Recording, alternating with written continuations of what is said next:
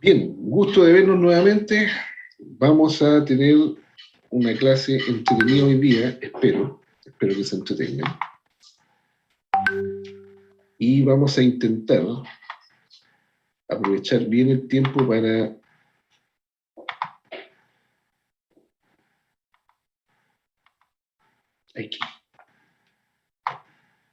ver toda la unidad 1 y parte de la unidad 2.1. Ok, de acuerdo con esto hay 17 estudiantes, hay 29 estudiantes, 28, conmigo 29.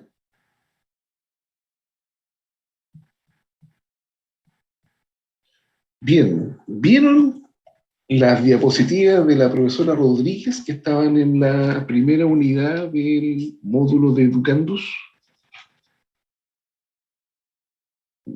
Vamos a partir con algo bien práctico.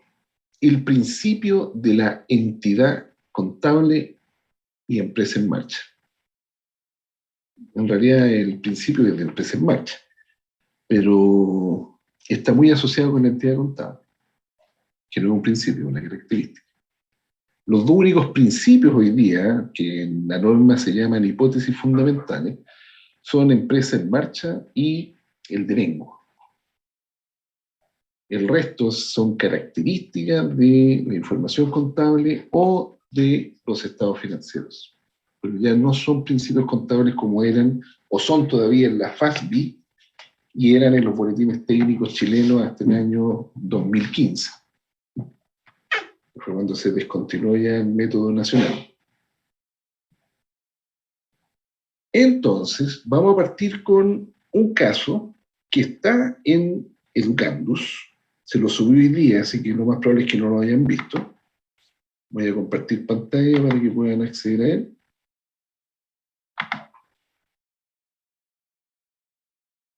Vamos a partir por cerrar esto.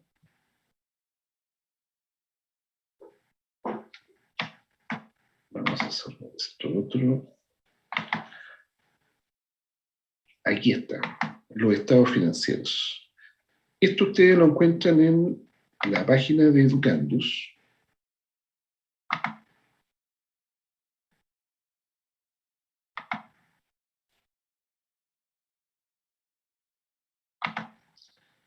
Vamos a traer la página de Educandus acá. Y ahí está, son estados financieros de la filial Pinares de CNBC. ¿Ok?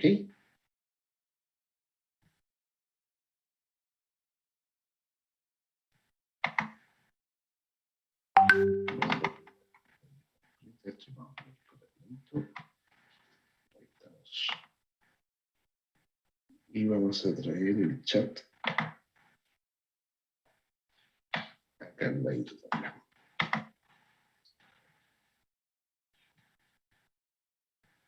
Ya. ¿Por qué voy a ocupar estos estados financieros y no otros? ¿Por qué me llama la atención CMPC y específicamente la empresa Pinares? Primero, CMPC, ustedes saben, la compañía manufacturera de papel y cartón es sociedad anónima, es una de las empresas antiguas de Chile que cotiza en la Bolsa de Valores, es una sociedad anónima, tiene una exposición bursátil un poquito más alta que el promedio de las sociedades anónimas de nuestro país, es decir, tiene más del 5% de sus acciones en oferta pública, y eso para las empresas chilenas es harto. Y eso también da muestra de la concentración económica que existe en nuestro país. Imagínense que del 100% de sociedades anónimas que cotizan en la bolsa, el 99% tiene una exposición bursátil menor a 5%. ¿Qué significa una exposición bursátil menor al 5%? Significa que del total de acciones, el 95% o más está en poder de un grupo pequeño de propietarios. Y solamente el 5% se está transando abiertamente en la bolsa, es decir, cualquiera las puede comprar, incluyendo los fondos de pensiones.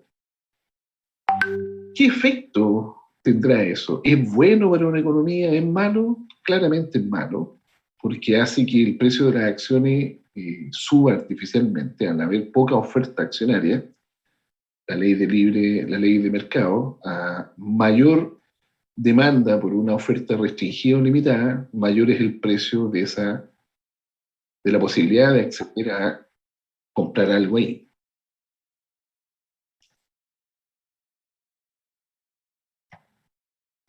Voy a cerrar este chat porque va a estar molestando todo el rato.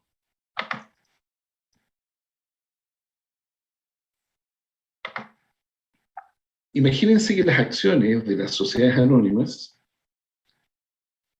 que se transan en bolsa son el principal vehículo de inversión de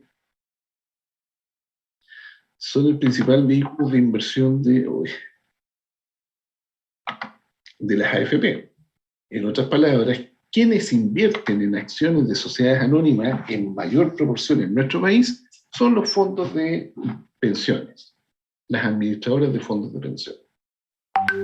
Y eso significa que si hay una oferta limitada de acciones, esas administradoras de fondos de pensiones van a estar dispuestas a pagar un sobreprecio para adquirir esos títulos.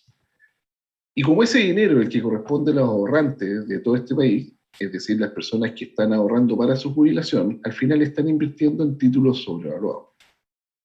Y eso se nota porque ante la más mínima crisis económica o financiera en nuestro país, las acciones son las primeras en caer. Y eso es una muestra de que hay una sobrevaluación. CMPC es una de las empresas que tiene mayor exposición bursátil, es decir, tiene más del 5%, que no es nada, pero es de las que más tiene. Y el 95% restante está distribuida entre un conjunto de no pequeños, grandes empresarios, pero que en menor número son dueños de casi la totalidad de CMPC. ¿Qué tiene de particular CMPC como para ser tan cotizada por estos grandes empresarios? Primero, CMPC es dueña de aproximadamente el 40% de la masa forestal plantada de este país. Es decir, de las 68.000 hectáreas de bosque pino insigne o de eucaliptus, que es el que se usa para madera cerrada, chip, parte y pieza de la madera y celulosa, el 40% le corresponde a CMPC, o son los dueños. ¿Qué hacen con esta madera? Parte y pieza de la madera, madera cerrada, chip, acerrín, pellet, pero principalmente celulosa. ¿Y qué hacen con la celulosa? La venden en su estado en bruto, es decir, como materia prima industrial, o la procesan adicionalmente para obtener papeles, cartones, envases, cartulina, etc. La empresa Tissú, no sé si la ubican, pero es dueña de prácticamente el 80% de la oferta de papeles higiénicos en nuestro país, es de CMPC. Tissú es una de las filiales de CMPC. Ahora, ¿qué tiene de interesante ver una filial más pequeñita de CMPC? Primero, vamos a tener la posibilidad de ver puesta en escena la aplicación de las normas internacionales en una empresa no tan compleja. Inmobiliaria Pinares, SPA, no es una sociedad anónima abierta, es una sociedad por acción, por eso es SPA, no hace oferta pública de sus acciones en el mercado bursátil chileno, pero sí lo hace su matriz, que en este caso es CMPC. Y la matriz, cuando consolida su estado financiero, es decir, presenta la situación financiera del conjunto de empresas, también incluye a Pinares dentro de su estado financiero consolidado.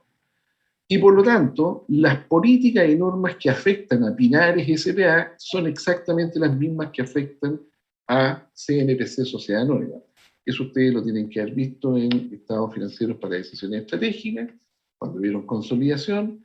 Uno de los requisitos de la consolidación es que las políticas contables de ambas empresas sean iguales, no pueden haber diferencias.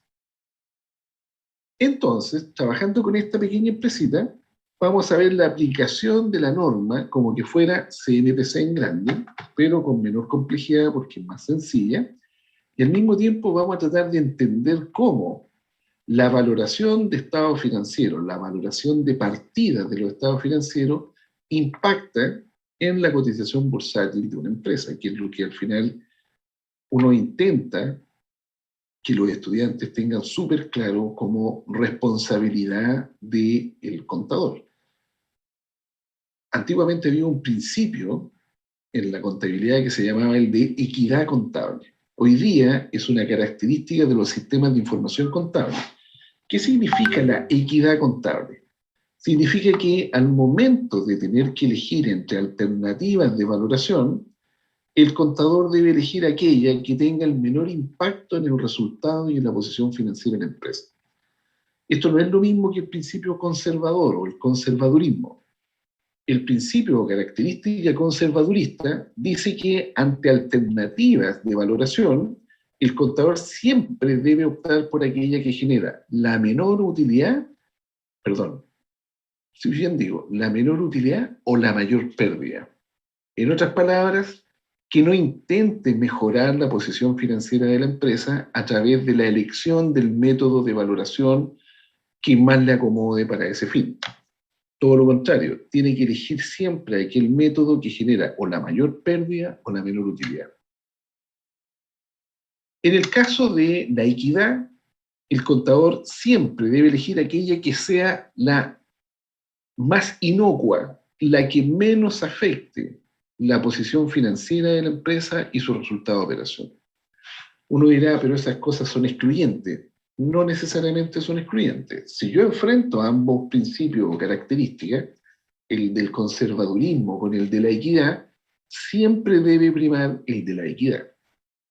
No obstante, en aquellos casos en que, siendo equitativo, es decir, preocupándose de ser lo más inocuo posible en la posición financiera y el resultado de operación, pueden haber varias alternativas de valoración y ahí uno debe escoger la más conservadora.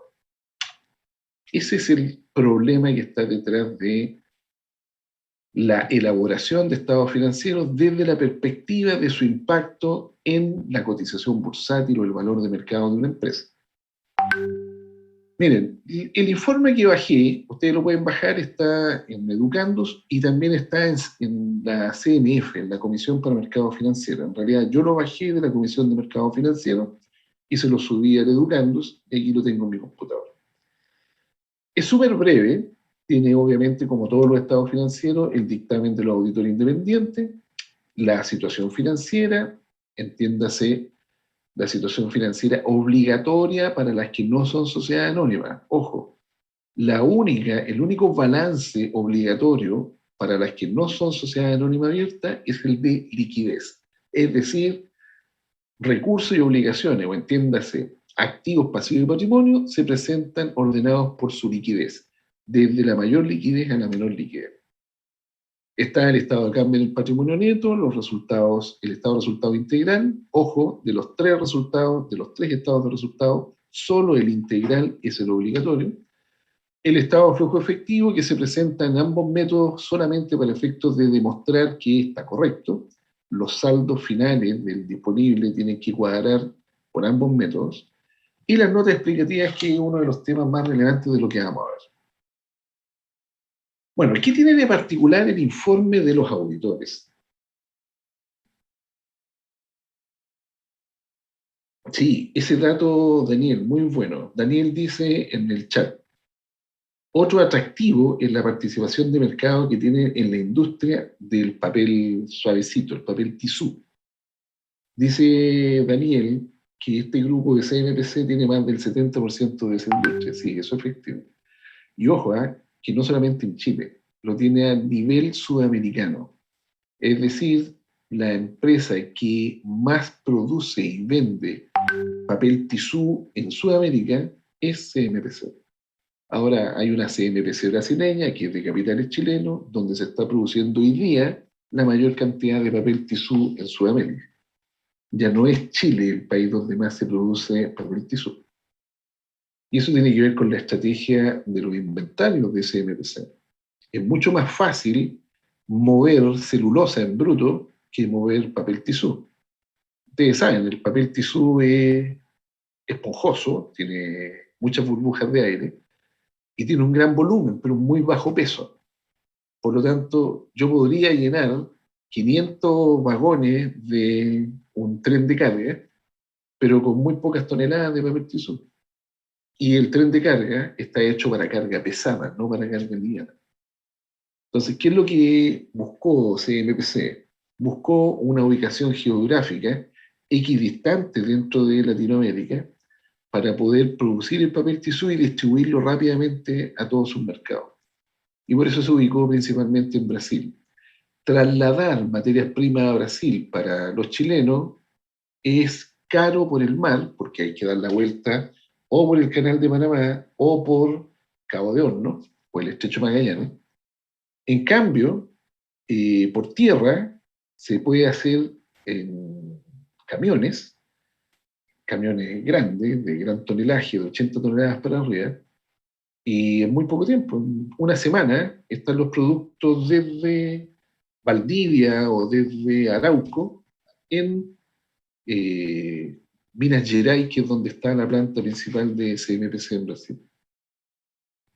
Minas Gerais está ahí en el borde con Uruguay y Paraguay. Brasil, Uruguay, Paraguay. Está todo cerquita. Bueno, el informe de los auditores independientes. ¿Qué función cumple dentro de los estados financieros? Principalmente la normativa que establece la Ley de Sociedades Anónimas chilena. Toda sociedad anónima y sus filiales que transen en una bolsa en el mercado nacional, y cuando hablamos de transen en una bolsa, quiere decir que hay más de una bolsa. Efectivamente, cuando se crea la ley 18.046, en el año 83, en Chile existían 3 bolsas. La Bolsa de Comercio de Santiago, la Bolsa de Comercio de Valparaíso y una incipiente Bolsa Electrónica de Valores. Hoy día existen solo 2, que son la Bolsa de Comercio de Santiago y Valparaíso, que se fusionaron en una, y la Bolsa Electrónica de Valores, que ya está mucho más desarrollada incluso que la Bolsa de Comercio de Santiago. En general, hoy día casi todas las operaciones de transacciones que se hacen de títulos de sociedad anónima, ya sean acciones, bonos o instrumentos de intermediación financiera, se hacen a través de la bolsa electrónica. Y las plataformas que se usan son hartas, pero las más cotizadas son la F y son Bloomberg, que son 2 plataformas de intercambio electrónico de activos financieros en el mundo y que en Chile obviamente están presentes.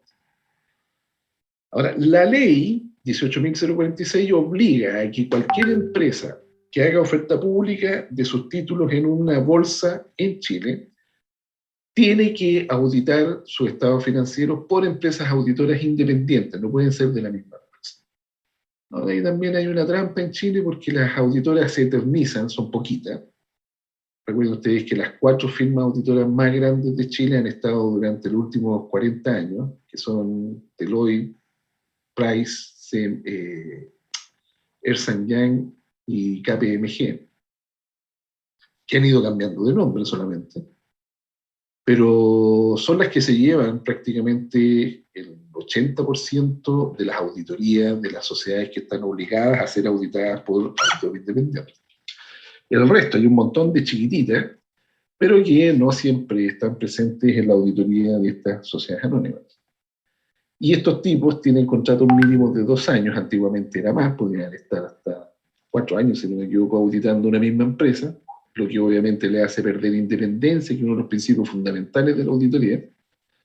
Y por otro lado, hay mucho movimiento de ejecutivos entre las empresas auditadas y los auditores.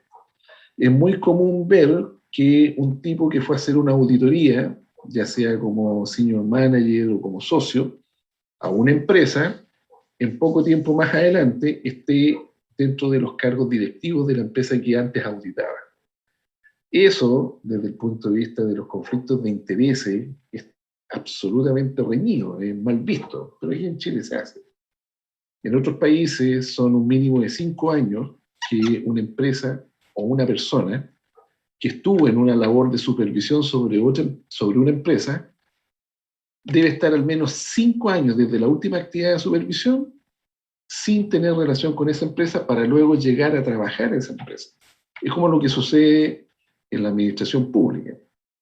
Si ustedes estuvieron trabajando en el Ejecutivo, tienen que estar una cantidad de años, si no me equivoco son 2 años,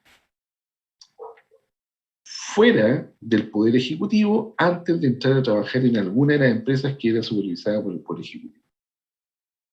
Bueno, también ahí se cuecen habas porque uno ve directores de sociedades anónimas abiertas que hace poco tiempo eran ministros, subsecretarios, jefes de servicio, etc. Y eso obviamente tiene conflictos de intereses, los tipos manejan información privilegiada, en esos periodos breves todavía esa información es relevante y puede afectar la toma de decisiones. O sea, somos un país bananero, todavía nos queda mucho. Nos falta muchísimo. Ahora, ¿por qué la Superintendencia de Valores, hoy día Comisión de Mercado Financiero, obliga a las sociedades anónimas a auditar su estado financiero por auditores independientes, que no sean parte de la empresa? Porque obviamente la contabilidad es la principal fuente de información que tienen los inversionistas al momento de decidir si compran o no compran una acción o muchas acciones de una empresa en particular.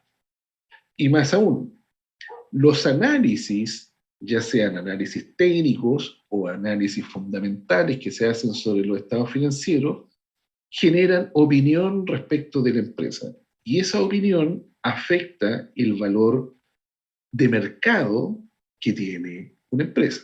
El valor de mercado está compuesto principalmente por el valor de la cotización bursátil de la acción de la empresa en un momento determinado. Si ustedes quieren saber cuál será el valor de cualquier empresa que transe en la bolsa hoy día en Chile, pueden acceder a cualquiera de los informes de cotizaciones bursátiles que hay en la internet, hay muchísimo, y eso lo multiplican por el número de acciones y van a tener una idea del valor contable, perdón, del valor de mercado que tiene esa empresa. Y si lo comparan luego con su estado financiero, se van a dar cuenta que hay un abismo entre el valor de mercado y el valor contable. ¿Por qué sucede eso?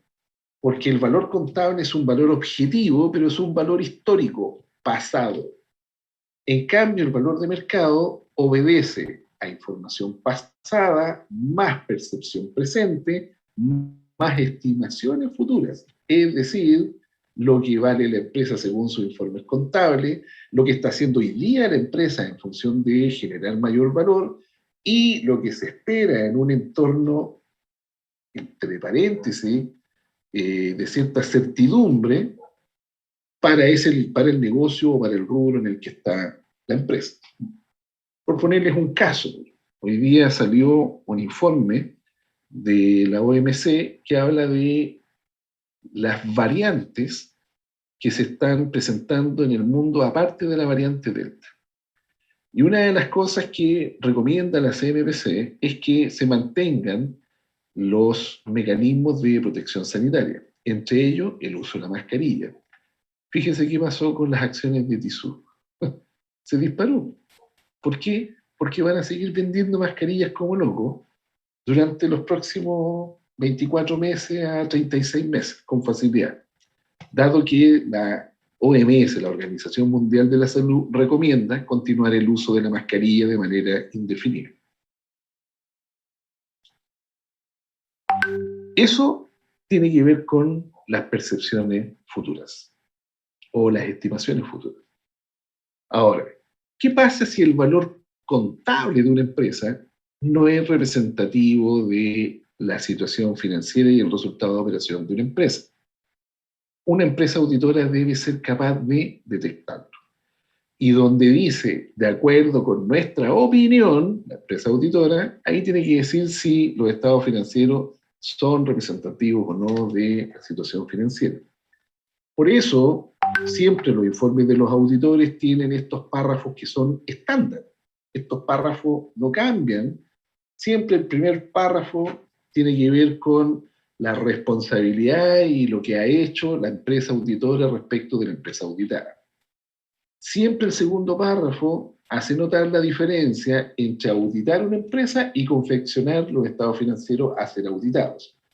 La empresa auditora tiene la obligación de decir que los estados financieros que está auditando fueron elaborados por la empresa y ellos no tuvieron nada que ver en esa elaboración.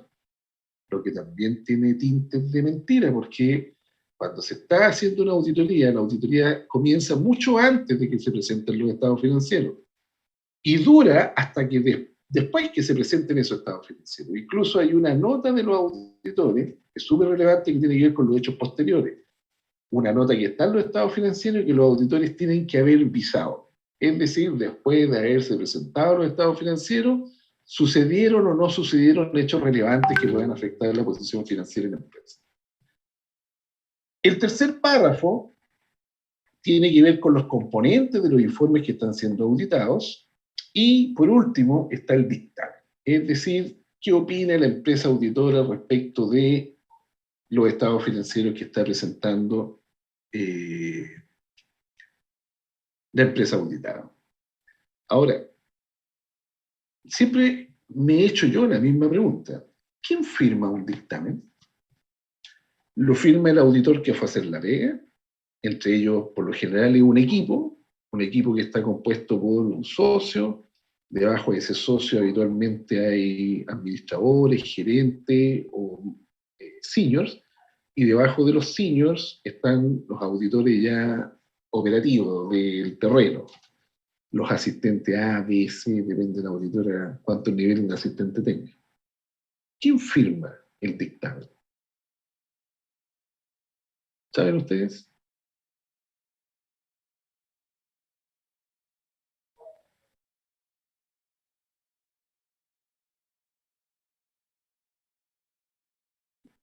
Solamente lo puede firmar un socio. No lo firma ni el gerente, ni el senior manager, ni el senior, ni mucho menos los auditores asistentes. ¿Y por qué es tan importante que la firma sea de un socio y no de los que están más abajo? Porque aquí existen responsabilidades. Y ustedes ya tienen que haber conocido los bullados casos de Enroll, de WorldCom, de La Polar, etcétera, donde los informes de los auditores eran inmaculados respecto a los estados financieros y esos estados financieros están oliendo a queso gruyere, están podridos. Ahora, ¿qué significa desde el punto de vista de la responsabilidad para la empresa auditora? Que ellos son solidariamente responsables de los daños que se puedan provocar producto de estados financieros no fidedignos. En el resto del mundo, eso se paga incluso con cárcel. En el caso Enroll, Arthur Andersen, que era el socio principal de Andersen y Asociados, que era la empresa la auditora que auditó los estados financieros de Enroll, estuvo 10 años preso. Aquí en Chile, aun cuando se demostró que Price, cuando hizo la auditoría de La Polar, podría haber tenido alguna opción de rechazar los estados financieros o por lo menos hacer ver una observación, que no lo hizo, porque la función del auditor, según la norma chilena, no es buscar fraude. Los tipos, aun cuando se les demostró cierta responsabilidad, ni multas, y a los gerentes que sí se les demostró que tenían responsabilidades, el gerente de finanzas está hoy día disfrutando de una cárcel remitida en un fondo que tiene en el sur de Chile. O sea, aquí nadie paga nada. Ok, ¿cuál es el propósito entonces del dictamen de los estados financieros que siempre debe estar incluido en los estados financieros de una empresa? Por lo menos certificar de que esos estados financieros fueron revisados por terceros y la información que contiene es fidedigna. No quiere decir que a la empresa le haya ido bien o le haya ido mal, no. Quiere decir que lo que dicen los estados financieros guarda derecha relación con la posición financiera y el resultado de operación que está presentando la empresa en esos estados financieros. Luego, los estados financieros propiamente tal. Entiéndase, balance, estado de resultados, estado de flujo efectivo, estado de cambio en el patrimonio neto y las notas explicativas. ¿Cuáles deben ser las características de acuerdo con la NIF 1? ¿Qué dice la NIF 1, estimados? Y esto es súper importante que lo tengan clarísimo porque en todos los casos que vamos a revisar deben estar presentes. Por eso yo les pedí, revisen la presentación que está en Educandos y revisen el material complementario o las bibliografías que están ahí indicadas, porque uno tiene que entender hacia dónde va cada norma, qué busca, qué pretende. Muy bien, que sean comparables, dice Rodrigo. ¿Qué significa que sean comparables? Significa que si yo quiero determinar si a la empresa en el año 2020 le fue bien o le fue mal, necesito un punto de referencia. La única forma de medir, y esto ustedes lo van a ver en todas las disciplinas de negocio e incluso en la ingeniería, en el derecho y en un montón de otras profesiones, la única forma de medir es tener un estándar de comparación. Por ejemplo, si yo les dijera a ustedes que yo soy alto, ¿cuánto mido?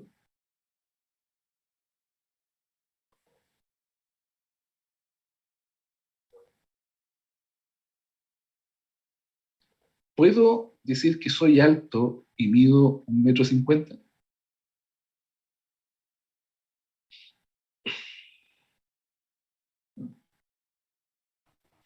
No, si no hay un estándar de comparación. Ok. No si estoy hablando de adultos mayores de 18 años en Chile. Porque en promedio el chileno mide 1,60 m. Es el promedio. Hay gente que mide mucho más de 1,60 m, hay gente que mide mucho menos de 1,60 m. Pero ahora, ¿qué significa medir 1,60 m? Porque yo dije soy alto. Todavía ni siquiera he dicho soy alto porque tengo una altura de tantas pulgadas o tantos pies o tantos centímetros. No. Lo que estoy diciendo es que yo soy más alto que el promedio de los hombres de mi edad. Y la pregunta es, ¿y cuánto mide el promedio de los hombres de mi edad en donde yo estoy? Ah, para eso primero necesito una métrica, necesito una escala. Y en este caso estamos usando la escala métrica, la escala de metros y centímetros. Segundo, por estudios, al nivel de repetición que se convierten en estándares, el chileno promedio mide 1,60 m. Todo aquel que mida más de 1,60 m en centímetros significa que es alto y el que mida menos de 1,60 m es bajo. Se necesitan parámetros para que pueda existir comparabilidad. Esos parámetros pueden tener mediciones difusas. Difusas significa que no son objetivas, no son precisas. Nosotros usamos la lógica difusa todos los días, incluso nos comunicamos con lenguaje difuso. A mí me preguntan, por ejemplo, todos los días, oye, ¿cómo te fue hoy día? Bien. ¿Y qué significa bien? Más o menos, ese es peor todavía. ¿Es más o es menos? Estoy en la mitad. Eso es lógica difusa. Cuando decimos que el promedio de los hombres de mi edad en Chile miden 1,60 m de estatura, también estoy usando una lógica media difusa, porque estoy hablando de promedios, no estoy hablando de una medición exacta. Ahora, si yo quiero saber si soy más alto que mi hermano, nos tenemos que medir ambos con una métrica y comparar esa medición. La única forma de poder decidir a través de una medición si algo es de una u otra forma es teniendo métricas, teniendo parámetros. Eso lo hace comparable. Yo no puedo hacer comparaciones como que Pedrito es más simpático que Juanito. ¿Sí? ¿Cómo se mide la simpatía? Por un aplausómetro, por la cara, por cómo se viste, por las cosas que dice, por las que hace. Es un conjunto. Son muchas cosas, no es algo en particular. Pero sí podría decir que a Pinares, SPA, filial de CMPC, el año 2019 tenía 1.000 millones de pesos menos en el disponible no corriente, o los activos no corrientes, que en el año 2020. ¿Por qué? Porque estas cifras son comparables. ¿Cómo las puedo hacer comparables? ¿Qué hace que estas cifras sean comparables? Tienes que cumplir con otros dos requisitos. ¿Cuáles son esos requisitos?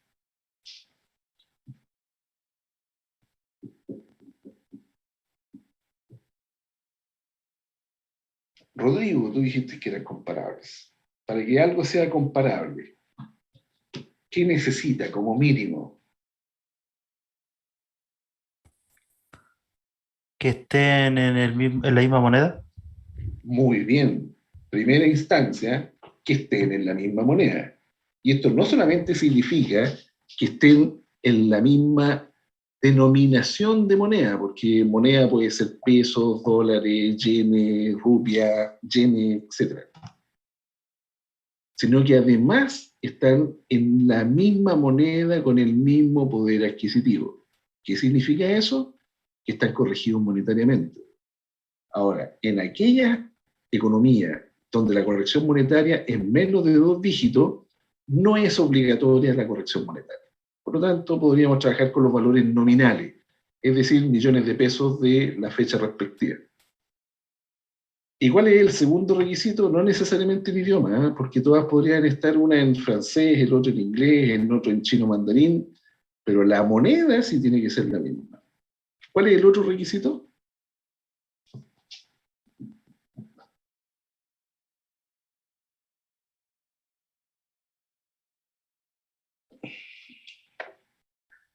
Esto dice que es al... Muy bien, perfecto. En contabilidad al tiempo se le llama el periodo. Past, perfecto. Es el periodo.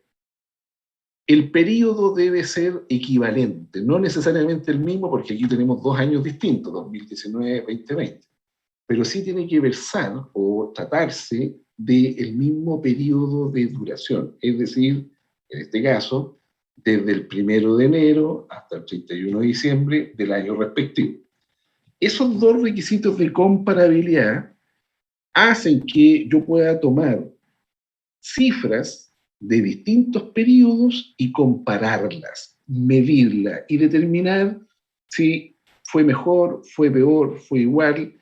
Y cuando hago un análisis integral, tanto vertical como horizontal de los estados financieros, las conclusiones a las que voy a llegar van a ser bastante más robustas. Cuando decimos integral, horizontal y vertical, significa integral es que tomo todo el estado financiero, es decir, balance, estado de resultados, estado de cambio del patrimonio neto, estado de flujo efectivo, notas explicativas. Y lo miro horizontalmente, viendo cómo cambiaron la proporcionalidad de los distintos rubros que componen cada uno de esos estados financieros. Por ejemplo, en el balance, cómo cambió la proporcionalidad de activos corrientes entre el año 19 y el año 20 respecto del total de activos. Aquí es interesante hacer esa comparación porque estoy demostrando que aun cuando el cambio en los activos corrientes fue mínimo, son 1.000 millones los que están ahí de diferencia, millones de dólares, sí hubo un cambio importante en los totales y por lo tanto el peso relativo que tiene esto sobre esto es muy distinto al peso relativo que tiene esto sobre esto otro. Si ustedes tuvieran que comparar la proporción de liquidez que tiene el año 2019 respecto del año 2020, ¿qué tendrían que hacer? Dividir los 1.463 por los 4.500 y la cifra que les dé, compararla con la división de 1.464 con los 4.900. Y ya el cambio no es 1.000 millones, ahora estamos hablando de un porcentaje y va a ser un porcentaje mucho más relevante. ¿Eso tiene algún impacto en la interpretación respecto de la situación financiera de la empresa? Por supuesto. Los análisis horizontales muestran los cambios estructurales que está sufriendo la empresa debido a problemas de mercado, problemas de liquidez interna, problemas de solvencia, etc.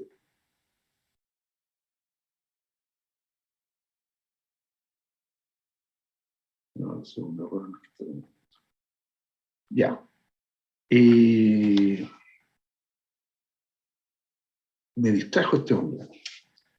Permítanme hacer solamente una acotación. Ah, pero este tipo sí, lo hizo por WhatsApp, no lo hizo por correo. ¿Y por qué no entró ahí? No entraba acá. Qué raro.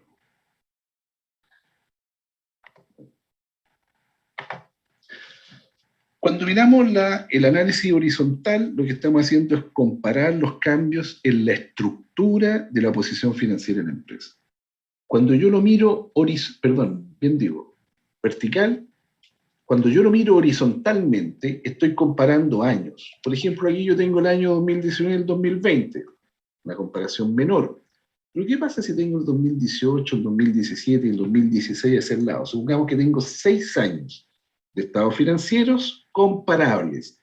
¿Qué significa comparables? Que están en la misma moneda y que versan sobre periodos similares. ¿Qué podría notar ahí? Se le llama técnicamente tendencias. Es decir, ¿a qué tiende la empresa en su posición financiera? Si yo noto, por ejemplo, que el activo corriente se mantiene siempre en el orden de los 1.400 respecto de su total de activos también. Supongamos que siempre representan aproximadamente el 25% de los activos corrientes del total de activos. Eso puede hablar de una estabilidad en la estructura de activos de la empresa. ¿Por qué? Porque tiende a ser la misma. Aquí, por ejemplo, tengo 2 años donde hay un cambio importante en términos porcentuales de lo que representa el activo corriente respecto al total de activos. Por lo tanto, puedo, a buena y primera, decir, no hay una tendencia clara, porque hay cambios sustantivos. Aun cuando los activos corrientes tienden a mantenerse, los activos corrientes respecto del total de activos no, tienden a ser menores. ¿Por qué? Porque la base de comparación está aumentando considerablemente respecto al año anterior. Ahora, si yo tuviera el año 2018 o 2017 y está sucediendo lo mismo, entonces podría asegurar que esta empresa está tendiendo a capitalizar. ¿Qué significa capitalizar? Convertir activos corrientes en no corrientes. Convertir activos líquidos en activos menos líquidos. Por ejemplo, invertir más en activos fijos, propiedad de planta de equipo, inversiones inmobiliarias, etc. Ya. Estamos hasta ahí con una de las características que deben tener los estados financieros según la NIC 1. ¿Cuál es la otra característica fundamental? Aparte de la comparabilidad. Ese también tiene que ver con la uniformidad. Comparabilidad, uniformidad, estamos hablando más o menos de lo mismo. ¿Qué otra característica de los estados financieros es fundamental bajo norma internacional?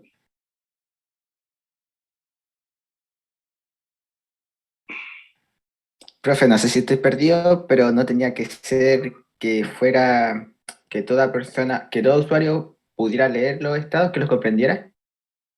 La comprensibilidad. Así es, que sean comprensibles. Esa característica, ¿con qué se relaciona?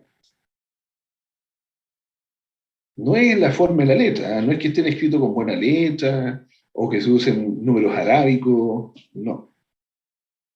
Cuando decimos que, muy bien, verificables, ok, y la relevancia también es importante, bien Rodrigo, pero cuando hablamos de su comprensibilidad, que sean comprensibles, ¿qué problema está detrás de la comprensibilidad?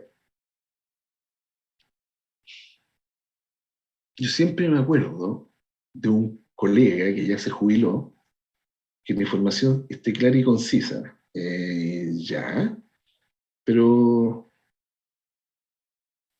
¿cómo algo es claro y conciso? ¿Cómo tú sabes que lo que estás viendo, estás leyendo, está claro? Lo estás comprendiendo, obvio. Pero ¿por qué tu cabeza es capaz de verlo y comprenderlo? Sí, tiene que ver con el plan y manual de cuentas. Es decir, que las cuentas dicen lo que representan. Es decir, cuando hablamos de activos corrientes, estamos refiriéndonos a activos que son de corto plazo, que se van a liquidar dentro del periodo de 12 meses, etc. Pero es algo más amplio todavía. Sí, que está expresada de forma clara, pero la pregunta es, ¿cuándo algo está expresado en forma clara? Y no es un asunto de idioma, ¿eh? El ejemplo que les voy a dar tiene que ver con el idioma, pero también tiene que ver con la idiosincrasia. Y esto tiene que ver con la forma, los estándares a través de los cuales nos comunicamos. Siempre me acuerdo de un colega que ya jubiló, ustedes a lo mejor lo conocieron, el profesor Moisés Falcón, que sacaba a colación clásicamente la anécdota de que él un día iba con su señora caminando por el centro y se dio cuenta de que la juventud ya no hablaba en español, ya no hablaba en chileno, porque un tipo sale de un negocio y le grita a otros tipos que estaban más lejos: oye, weón, aquí hay una weá para que weyemos.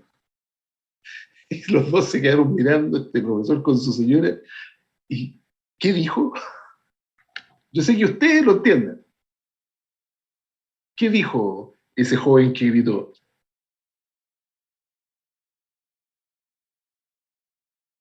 Oye, huevón, aquí hay una huevada para que hueviemos. ¿Lo entienden? Todas las acepciones del huevón, ¿eh? Bueno, en realidad hay muchas más, pero aquí hay 3 acepciones del huevón.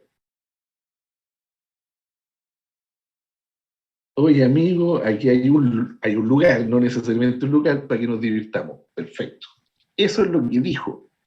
Pero lo dijo en una jerga, porque no es un idioma, es una jerga que este profesor con su señora no conocían. ¿Por qué no la conocían? Porque ellos están relacionados con gente mayor, con gente ya de edad, ya están jubilados, y la palabra huevón, hasta la juventud de ellos, estaba asociado a un garabato. Ni siquiera existía en la Real Academia de la Lengua Española. Hoy día la palabra huevón tiene una definición en el diccionario de la Real Academia de la Lengua Española. ¿Qué hace? ¿Qué hace que la jerga se convierta en algo comprensible, claro y comprensible para un usuario?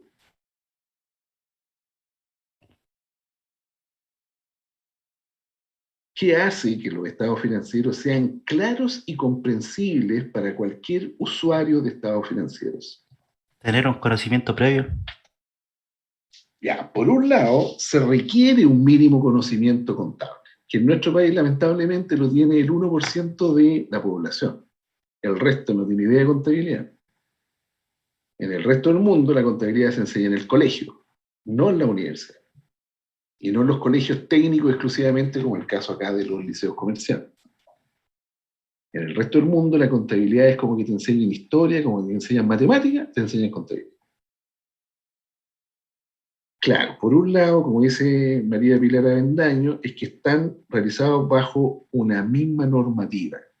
Pero no es solamente la norma, sino que también tiene que ver con la jerga, también tiene que ver con los conceptos, con lo que entendemos como. Cuando hablamos de activos, todos entendemos el concepto de activo. No solamente porque todos estudiamos contabilidad, sino que no tiene una segunda definición. Los activos siempre van a ser los recursos que están a disposición de la empresa. Nadie que entiende de contabilidad te va a decir: no, es que también un activo puede ser una obligación. ¿Cómo? Eso es imposible. Eso ya rompe nuestros esquemas. El activo siempre va a ser recurso. ¿Se entiende? Están construidos, como bien dice María Pilar, bajo una norma, y esa norma tiene un carácter universal, tiene un carácter que no cambia independiente del país donde ustedes quieran aplicarlo. ¿Estamos? Ahí cumple con la condición de ser claros y comprensibles. Respecto de la relevancia que dijo Rodrigo Albornoz, otro concepto que también es súper relativo, porque cuando algo es relevante, relevante se dice importante, es decir, que no se puede pasar por alto porque tiene impacto. Y su existencia o no marca una diferencia. ¿Cuándo decimos que la información es relevante?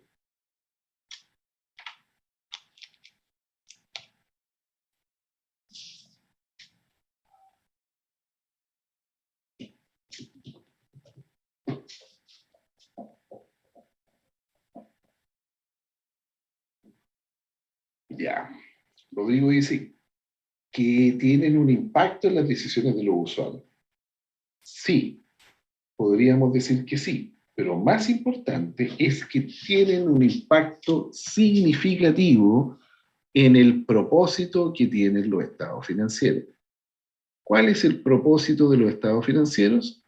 Mostrar la posición financiera y el resultado de operación de una empresa para un periodo determinado. La posición financiera tiene que ver con su liquidez, con su rentabilidad, con su solvencia, con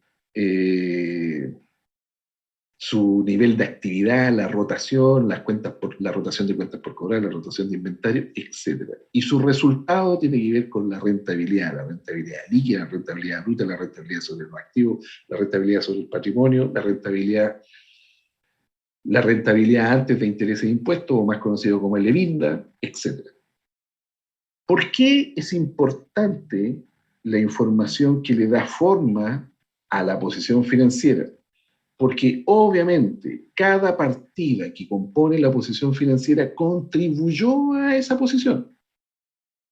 Dentro de los activos corrientes de una empresa, la mayor importancia que ellos tienen no es en relación con los propios activos, sino que es en relación con las obligaciones o pasivos que tiene la misma empresa en el mismo periodo. Porque ambas juntas le dan forma al concepto de liquidez. ¿Se entiende? Se dice que una partida de los estados financieros o una porción de esas partidas es relevante cuando su existencia tiene impacto en la posición financiera o en el resultado de operación de la empresa. Por eso, en muchas ocasiones, existe la posibilidad de que las empresas no reporten ciertas partidas o ciertos hechos económicos porque no son relevantes. O incluso, bajo ese mismo criterio, muchas empresas definen las políticas de control administrativo y de generación de información contable al interior de una empresa. Por ejemplo, ¿por qué las máquinas deben ser inventariadas, controladas su vida útil y controlado su desgaste, versus el material fungible, entiéndase, lápices, gomas de borrar, remas de papel, cuadernos, etcétera, que también consume la empresa, ni siquiera deben ser inventariados y deben ser llevados inmediatamente a gasto? Porque en un lado somos muy meticulosos y estrictos en el control, como por ejemplo el control de los inventarios de los activos fijos, versus en otros que somos light, o sea, gastaron el lápiz y ya llévenlo al estado de resultado como gasto. Por la rotación, profe. ¿No? El concepto se llama materialidad o importancia, que es lo que ustedes le llaman, o se confunde muchas veces con la relevancia, pero en realidad tiene que ver con el impacto que pueda generar la medida respecto de la posición financiera y el resultado de operación de una empresa. Mientras que en el control de inventario de los activos fijos respecto de su cuantía, su vida útil y el control de su desgaste, es decir, medir al menos cómo se desgasta, ya sea de manera uniforme por el transcurso del tiempo o en función del uso que se le está dando, versus todos esos otros gastos que yo llevo a resultado como si nada. ¿Por qué en uno si pongo énfasis, en el otro no? Por el impacto que tienen en el resultado de operación y en la posición financiera. Por un lado, si yo no controlo los activos fijos con esa rigurosidad, puedo tener un severo impacto en la valoración de los activos en mi estado financiero y en la depreciación que va al estado de resultado. En cambio, lo que yo gasto en consumo en bienes fungibles como el papel, el lápiz, la goma, etcétera, son tan irrelevantes desde el punto de vista de su cuantía, de su volumen, y afectan en tan poco la gestión de la posición financiera o del resultado de operación que no vale la pena ni siquiera inventariarlo. Derecho a gasto nomás. ¿Cuánto gastamos? Tantos millones, resultado pérdida. ¿Se entiende? La materialidad o importancia es un elemento clave también al momento de determinar qué va y qué no va en los estados financieros. O va en una clasificación o en otra clasificación. Ok, yo solamente quiero ejemplificar utilizando estado financiero para que ustedes vayan poniendo en práctica lo que dicen las normas internacionales de contabilidad, específicamente la NIF 1. No me puedo explayar en todo porque no nos alcanza el tiempo, pero sí puedo ir haciendo ejemplos claritos. Por ejemplo, vamos a las notas explicativas y nos vamos a encontrar con una primera nota que es como un estándar para todas las empresas que deben reportar bajo IFRS. Lo primero es identificar la entidad contable. Y la entidad contable está en directa asociación con el principio o hipótesis fundamental de empresa en marcha. ¿Qué tiene de particular la hipótesis fundamental de empresa en marcha? Y era lo que les partí comentando al inicio de esta clase. ¿Qué tiene de especial esa hipótesis fundamental? Que la empresa está creada hasta un tiempo indefinido. Ya. Ahora, esa definición hay que abrirla para entender de qué se trata. ¿Qué tiene de especial que una empresa existe desde su creación y va a seguir existiendo indefinidamente? ¿Hacia dónde nos orienta esa definición de empresa?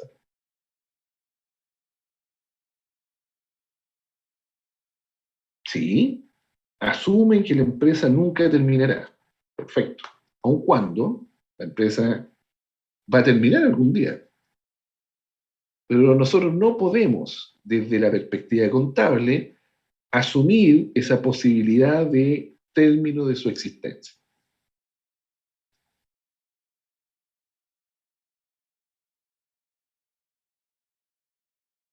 Da seguridad de crecimiento e inversiones seguras.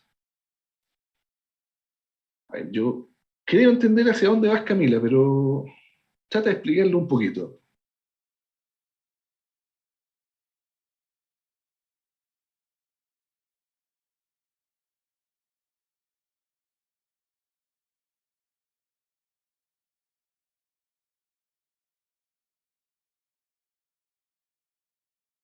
Esto no es fácil, ¿eh? Me conviene invertir en una empresa que no se va a acabar en un año. Ya, ok. Sí entiendo para dónde vas. Pero aquí hay una instancia anterior a eso.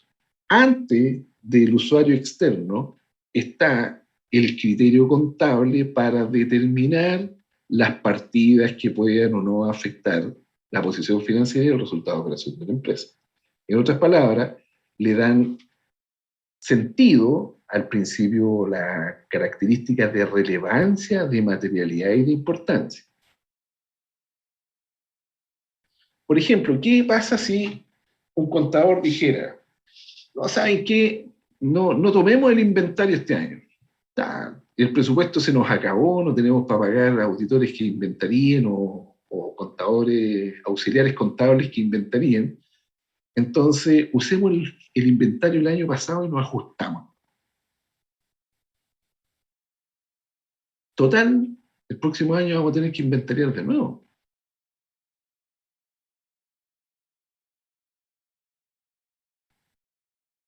¿Qué me dirían ustedes? Que la información deja de ser fidedigna. Ya, ¿y por qué dejó de ser fidedigna? Porque están presumiendo un comportamiento estático. Estoy asumiendo algo cuando hago esa aseveración o doy esa instrucción. ¿Qué estoy asumiendo?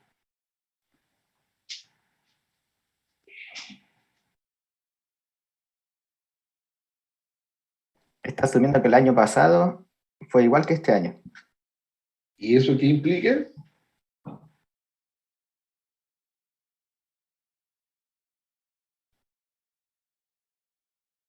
¿Qué implica que yo asuma que el año pasado es igual a este año?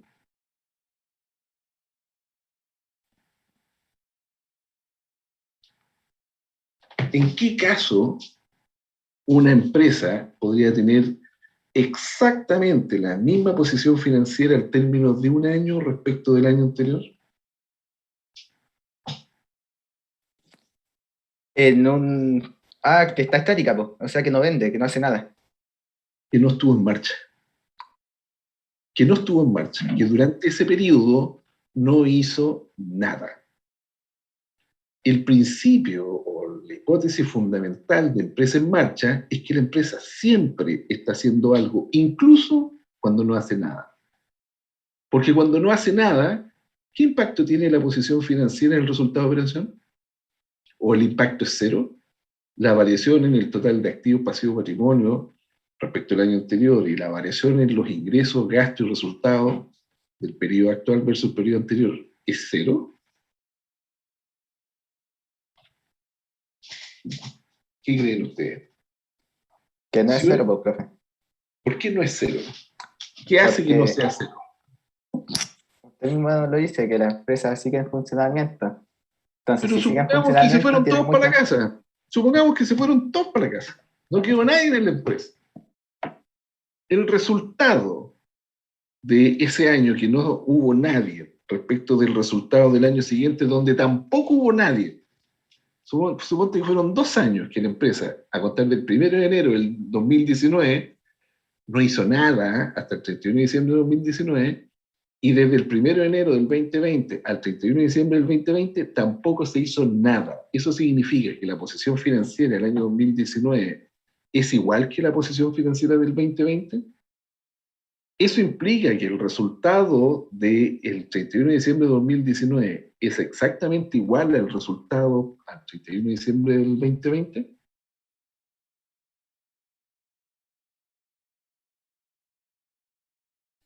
No, pues, profe, porque hay partidas que están implícitas en la empresa, como la depreciación. Por ejemplo, perfecto, porque aun cuando la empresa no tenga actividades, su contabilidad asume que ésta sigue en marcha. Y por lo tanto, yo voy a seguir aplicando todos los ajustes de apertura y cierre que corresponden, incluyendo en una economía hiperinflacionaria la corrección monetaria. ¿Qué pasa con las cuentas por cobrar? ¿Qué pasa con la provisión deudor incobrable? Si nadie les cobró, nadie hizo nada, los clientes tampoco pagaron. ¿Qué pasa con la mantención de saldos monetarios? Esos son pérdidas. Se asumió el costo de oportunidad en dinero. Y eso se mide. No directamente como lo medimos en finanzas, pero sí indirectamente como lo medimos en el estado de flujo efectivo. ¿Se entiende? El principio de empresa en marcha está directamente asociado a la entidad contable, es decir, la empresa es un ente distinto al de sus dueños y al de los empleados que le dan forma, le dan actividad, le dan marcha al negocio. La entidad contable va a seguir existiendo, independiente de las personas que trabajen en esa entidad contable o de sus propietarios, los accionistas, etc. ¿Se entiende? Por lo tanto, cuando hablamos de información general de la empresa, lo primero que tenemos que hacer es identificar de manera inequívoca quién es el sujeto de la contabilidad, quién es el ente contable. Ahora, cuando se trata de una empresa chiquitita, como el caso Pinares, fácil, estamos hablando de la inmobiliaria Pinares, SPA, en adelante Pinares, que es una empresa por acciones constituida por escritura pública en tal fecha, o sea, existe desde el año 90 en la ciudad de Concepción, y que para efectos de tributación tiene un rol único tributario del 78.190.009. Listo, ya lo tengo identificado. Desde la perspectiva de entidad contable y empresa en marcha, ¿qué identifiqué? ¿Qué es lo importante detrás de esa identificación?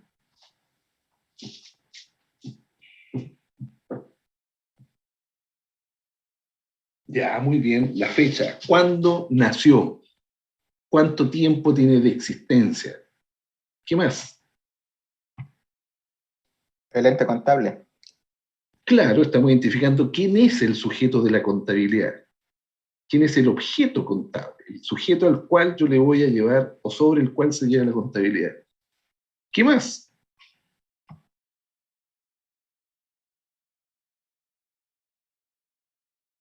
Sí, muy bien. ¿Cuánto tiempo posee de actividad económica? Tiene que ver con la fecha de iniciación de actividades o desde que se creó. Y algo importante está ahí. Está el lugar, está el dónde.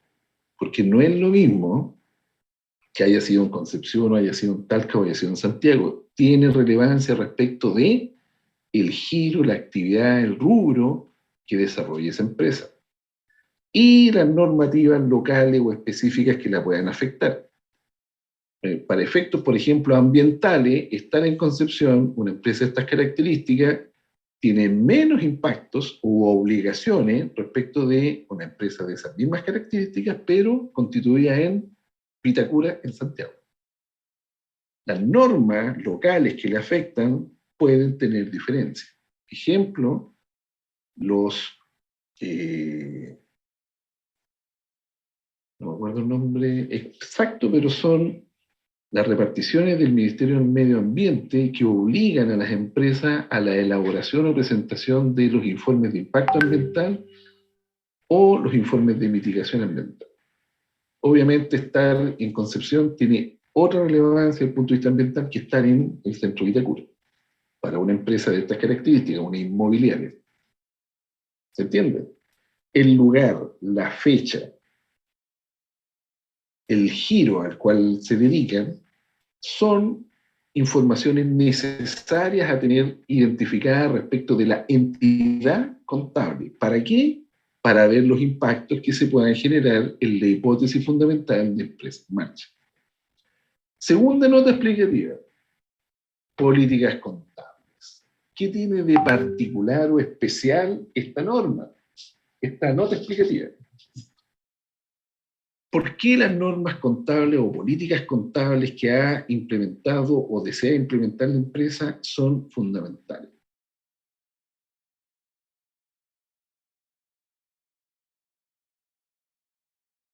Lo conversamos delante. Tiene que ver con la comparabilidad.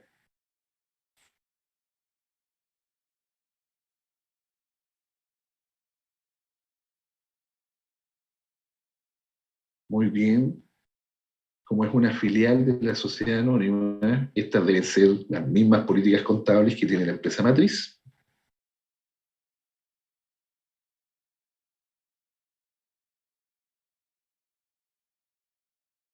¿Ya? ¿Qué más? Cuando hablamos de comparabilidad,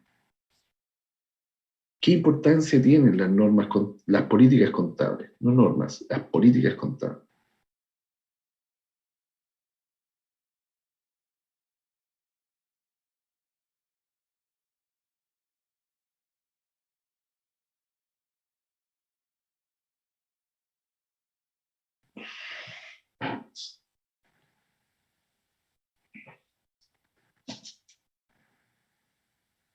Ya, que no solamente todos los estados financieros rigen bajo las mismas políticas, como dice Rodrigo, sino que además todos los periodos contables fueron creados sus estados financieros respetando las mismas políticas. Y si hay un cambio, hay que indicarlo de inmediato, y es lo que hacen aquí.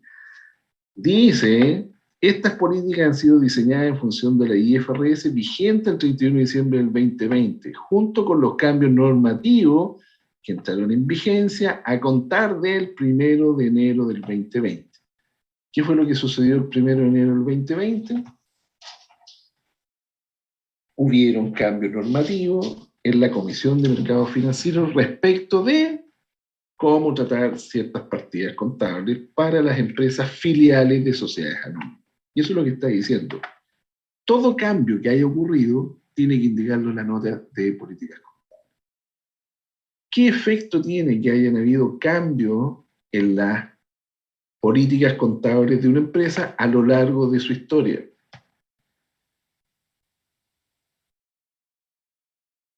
¿Qué sucede con esos estados financieros? Si en el año 2019 yo aplicaba unas políticas contables y en el año 2020 aplicaba otras políticas contables.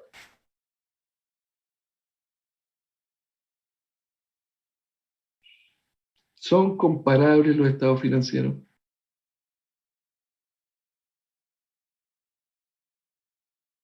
Dependiendo de la magnitud del cambio, pueden seguir siendo comparables, pero ya no totalmente.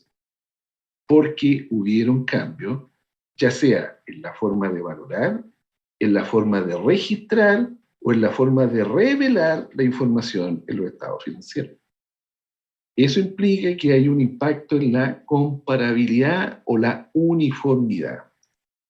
Y eso es súper importante dejarlo claro al inicio. Lo primero que uno dice en la nota explicativa, aparte de identificar a la empresa, es: ¿han habido cambios en las políticas contables?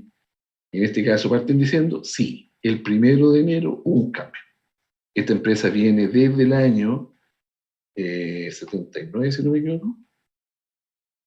No, en el año 90, y del año 90 hasta el 31 de diciembre del 2019, la cosa era uniforme, pero el 1 de enero del 2020 se incorporaron cambios. Eso quiere decir que a los que hagan uso de estos estados financieros tengan presente que no es exactamente igual la información desde el punto de vista de su comparabilidad. Ok. Segundo, respecto de las políticas contables, son las bases de preparación de los estados financieros. ¿Qué tiene de especial las bases de preparación? ¿Qué son las bases de preparación?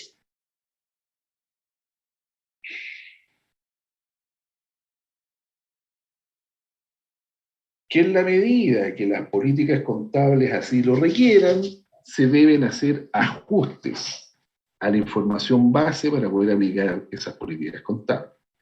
Ejemplo, ¿qué ajustes tenemos que hacer para la política contable de deudores incobrables? ¿Qué es lo primero que hay que hacer?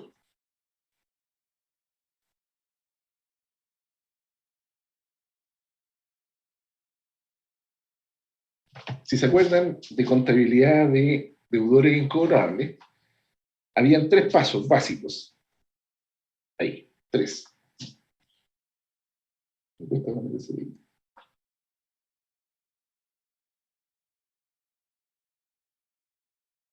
Ya, muy bien que se han hecho uso de todos los medios posibles de cobranza antes de declarar lo incobrable. Muy bien. Pero ¿cuándo tú sabes que hay un tipo que a lo mejor no te va a pagar? Antes de iniciar todas las cobranzas. ¿Qué es lo que tiene que suceder para que tú sospeches de que un tipo a lo mejor no te va a pagar? Claro, cuando pasa un lapso de tiempo. En otras palabras, cuando la cuenta por cobrar cae en morosidad. Vencía en una fecha y resulta que llegó a la fecha y el tipo no pagó. Primer elemento, determinación de la morosidad. Ahora, ¿cuándo una morosidad se acerca a una incobrabilidad?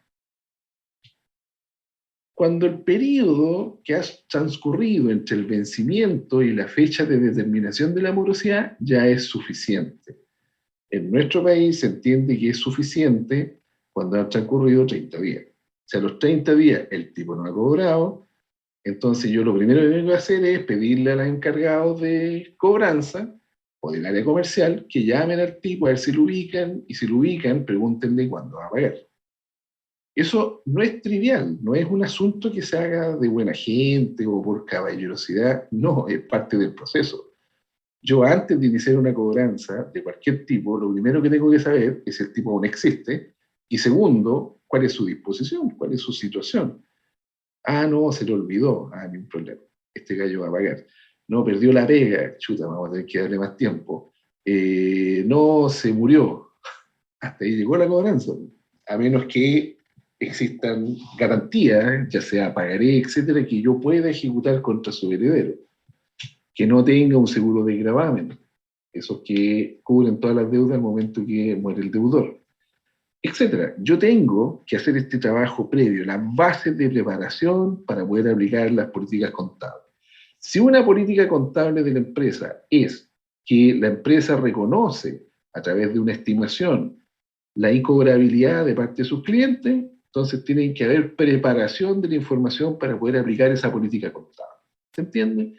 Esas son las bases de preparación de las que habla esta empresa, esta nota.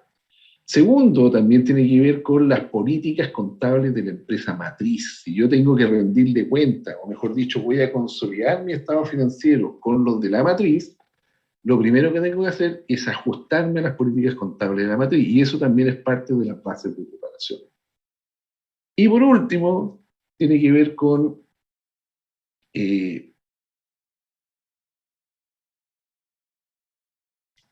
bueno, aquí le llaman asociada, pero en realidad tiene que ver con la toma de decisiones al interior del holding. Cuando hablamos de holding nos estamos refiriendo a el total de las empresas que forman parte del grupo económico.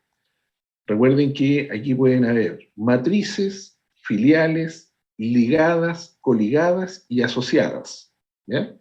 Esas son, en términos generales, las relaciones que existen entre las empresas que forman parte de un holding. Se dice que una es una filial cuando depende en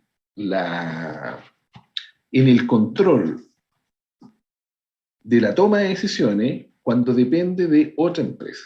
Por ejemplo, en este caso, Pinares es una filial de CMPC Sociedad Anónima. Quien tiene el control principal respecto a la toma de decisiones no está en Pinares, está en CMPC Sociedad Anónima. Por eso se dice que Pinares es una filial de la matriz CMPC. ¿Qué pasa cuando se trata de una coligada? Significa que en ciertos aspectos CMPC Sociedad Anónima tiene influencia significativa o el control en la toma de decisiones de Pinares, pero en otros aspectos Pinares puede fijar las políticas respecto de CMPC Sociedad Anónima. Por ejemplo, en materia del plan estratégico de inversión inmobiliaria, Pinares decide respecto de la matriz CMPC Sociedad Anónima. Pero en el resto de cosas, CMPC Sociedad Anónima decide respecto de Pinares. En ese caso se les llama coligadas, tienen relaciones hacia ambos sentidos en términos del control o de la influencia significativa. Y después están las asociadas. Profe, hace break. ¿Están cansados? Sí, por algo en la pregunta, ¿cierto? Como tangente. Ya, hagamos un break. Primero quiero comentarles algo. Yo les iba a tomar el experimento hoy día, ¿se acuerdan? Lo habíamos conversado en la clase pasada, pero resulta que en el Centro de Estudios Experimentales de la USACH, que es con los que estoy haciendo el experimento, tuvieron un problemita con la determinación de las ganancias. Y eso es lo que estaba mirando cuando me distraje, porque me escribió no sé por dónde, el encargado de eso, y me dice que va a tener que hacer de nuevo el cálculo de las ganancias. ¿Dónde me mandé ese correo? A un WhatsApp, puede ser. Vamos a ver el WhatsApp. Mira, vamos a ver.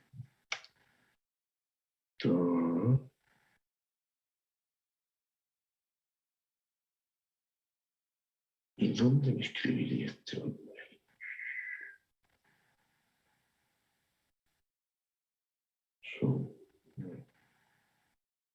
Bueno, tengo que pillarlo. Entonces el experimento lo voy a aplicar obligadamente el próximo martes. Martes para ustedes, miércoles para el otro grupo. Así que hagamos un break de 10 minutitos, son 10 para las 5. Reunámonos de nuevo a las 5. Okis, si es que me están tomando en cuenta. Vale, a las 5 nos reunimos.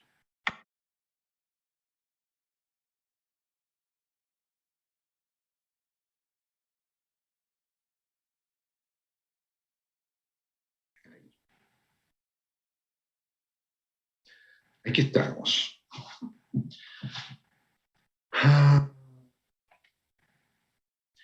En las bases de preparación, entonces, decimos que al asumir las políticas contables, ya sea propias o impuestas por la matriz, tenemos que hacer todos los ajustes necesarios para poder ajustarnos a las políticas contables de la matriz. Y obviamente una de las bases contables fundamentales tiene que ver con el método de la valoración al cierre, si vamos a irnos por el método del costo o por el método de la revaluación. Y esta decisión obviamente está en el marco de lo que dice la matriz. En este caso, la matriz CMPC Sociedad Anónima se fue por el método del costo. Eso implica que, en este caso Pinares, tiene que ocupar el mismo método del costo para su valoración. Respecto de la asociada, lo que estábamos conversando, dependiendo del nivel de relación, de la influencia significativa o el control que tenga una sobre la otra, vamos a hablar de matriz, filial, coligada o asociada. En este caso, Pinares dice que entre ellos existe una relación de influencia significativa donde no tiene control sobre las políticas financieras y de operación. En otras palabras, las empresas con las que se asocia Pinares no ejercen influencia significativa, ejerce influencia significativa, pero no tiene el control sobre las políticas financieras y de operación de Pinares. Por lo tanto, las inversiones en las asociadas se contabilizan utilizando el método de la participación. Si ustedes recuerdan, la unidad de valoración de inversiones en metodologías contables específicas, veíamos que teníamos 3 métodos que al final se resumían en 2 métodos de reconocimiento de las inversiones asociadas. Uno es el BP, o el método de la participación que tiene la emisora respecto de la inversionista, y la segunda, ¿cómo se llama la segunda? Si no es el BP, es el costo, lo que nos cuesta solamente contablemente esa participación. No hago proporcionalidad respecto del patrimonio de la empresa asociada. Por eso indica aquí Pinares que el reconocimiento inicial de una asociada o negocio en conjunto se registra a su costo. Y ese valor en libro se incrementa o se disminuye al reconocer los resultados que tiene la asociada respecto del periodo en el cual se está presentando información. Y al mismo tiempo aclara que las distribuciones recibidas, ya sean los dividendos que está recibiendo directamente o el reconocimiento de los resultados relacionados, van a reducir el valor libre de la inversión. Lo mismo sucede con las diferencias que pueden surgir respecto del tipo de cambio, porque hay operaciones en distintas monedas, entonces el mayor o menor valor por fluctuación de valores va a tener el mismo tratamiento entre ambas compañías. Por último, y esto es súper importante, dice: cuando las participaciones de la compañía en las pérdidas de una asociada es igual o superior a su inversión en la misma, incluido cualquier otra cuenta por cobrar no asegurada, la compañía no reconocerá pérdidas adicionales a no ser que haya incurrido en obligaciones o realizado pagos a nombre de la asociada. En otras palabras, las pérdidas no serán traspasadas a menos que hayan sido ejecutoriadas a través de operaciones entre ambas compañías. ¿Qué significa esto? Porque les digo yo que es súper importante. No sé si escucharon de el caso de las empresas zombie.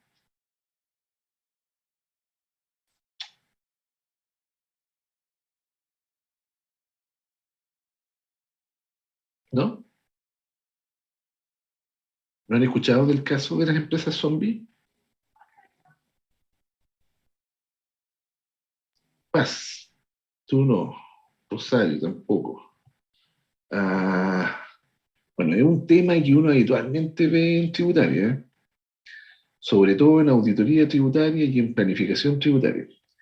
Las empresas zombie fueron un concepto que inventaron en los años 2014-2015, donde una empresa podía generar ganancias tributarias comprando empresas quebradas. No sé si les suena ahora. Bueno, uno de los individuos en este país que compró empresas quebradas para traerse la pérdida de esa empresa quebrada a su propia empresa y con eso bajar la utilidad y pagar menos impuestos, fue nuestro presidente de la República. De eso se le acusó. No sé si lo sancionaron, no me acuerdo bien.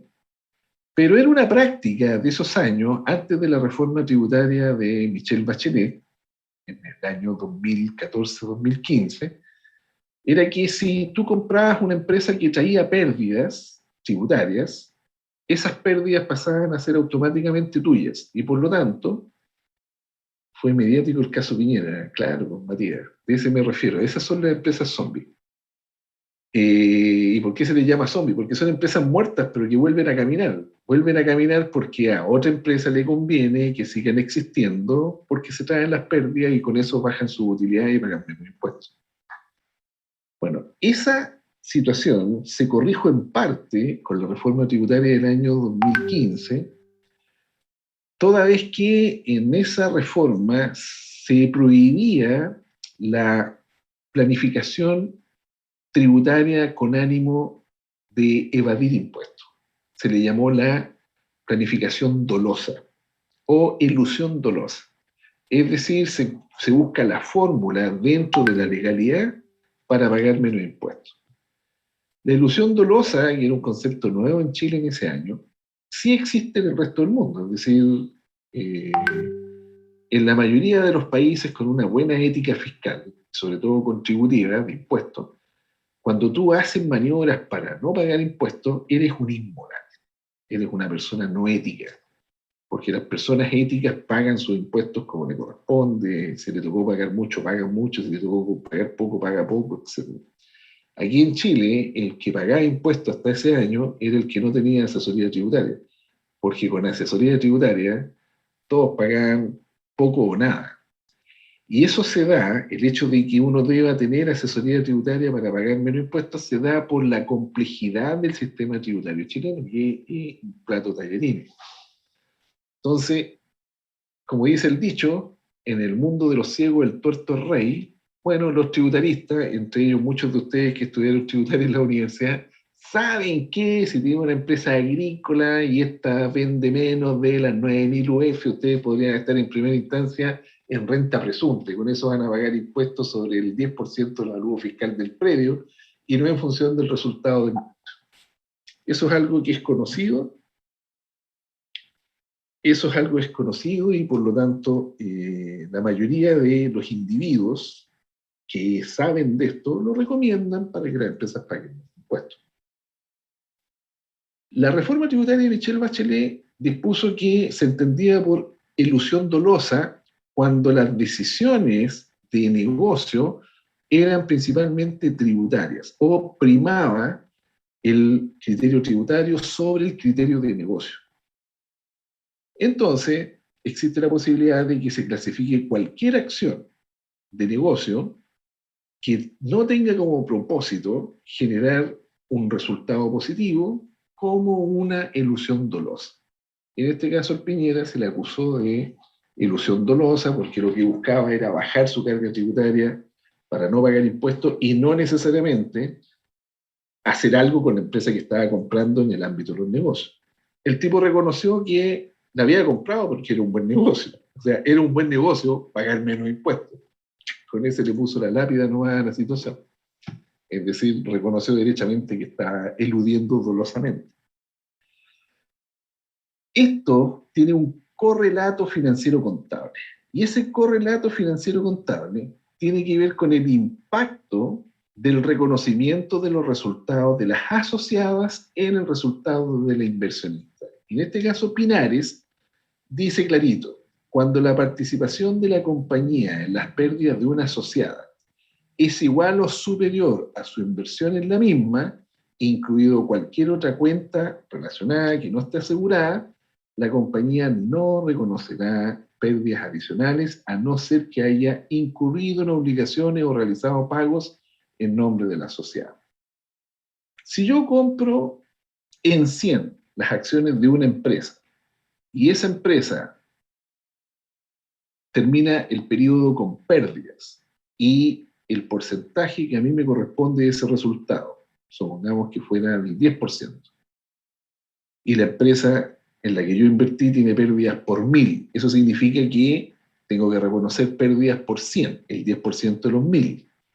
Entonces, la inversión que yo hice por 100 queda amortizada con el reconocimiento de la pérdida de la empresa relacionada. 100 menos 100, 0.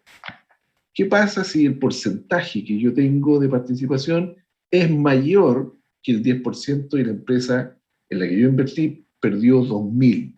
¿Cuánto tendría que reconocer de pérdida? Tendría que reconocer 200. Por lo tanto, si yo invertí 100 y reconozco una pérdida relacionada ahora por 200, significa que estoy incrementando o hay un incremento neto en mi empresa de 100, todo lo que excede al valor contable de la empresa en la que invertí. Eso tiene impacto en la posición financiera de Pinares y tiene impacto en el resultado de operación. Por lo tanto, la empresa aquí dice, aun cuando tengo una relación de influencia significativa, no voy a reconocer las pérdidas extraordinarias a mi participación respecto del costo de la inversión porque estoy aplicando el método del costo y no el método de la reevaluación o el método del valor proporcional. ¿Cómo debiera hacerlo si es que utilizara el método de la proporcionalidad? Tendría que amortizar los resultados acumulados que tengo respecto de esa inversión respecto del reconocimiento de esta pérdida. De lo contrario, estaría generando un impacto negativo en mi estado financiero, que es lo que dice Pinares. Eso es una preparación para la aplicación de políticas contables bajo el marco de empresas asociadas. Y este tipo de notas lo que hace es explicarle al usuario la información financiera por qué, si Pinares invierte en la empresa B y la empresa B quebró, ¿por qué Pinares no reconoce su pérdida en esa empresa quebrada? No, sencillamente hace desaparecer la inversión que tenía con ella, pero no reconoce todo el porcentaje de pérdida que le corresponde. ¿Por qué? Porque es una política contable. El usuario podría decir, entonces usted me está engañando, porque yo estoy viendo aquí un resultado que está sobrevaluado respecto a la situación real. No, señor. Yo lo dije en mis políticas contables, que cuando, como uso el método del costo, cuando las pérdidas sobrepasen el costo amortizable, entonces hasta ahí yo reconozco pérdida y no más. De lo contrario, estoy perjudicando el patrimonio o el resultado de operación y la posición financiera de mi empresa. Con esa nota explicativa, los tipos de Pinares quedan cubiertos. Nadie los puede acusar de engañar con su estado financiero. ¿Se entiende? Ya, lo mismo sucede respecto de las monedas extranjeras. ¿Por qué?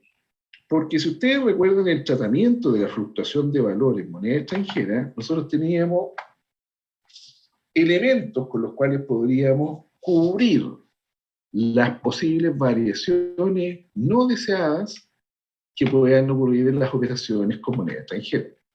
Incluso en Conta 3 vimos unos contratos que se llamaban contratos forward, que son contratos de cobertura, que lo que buscan es hacer que el valor de los derivados asociados a operaciones no tengan impacto en el resultado de operaciones y la posición financiera de la empresa. Y cuando importábamos, ¿se acuerdan? No sé si se acuerdan.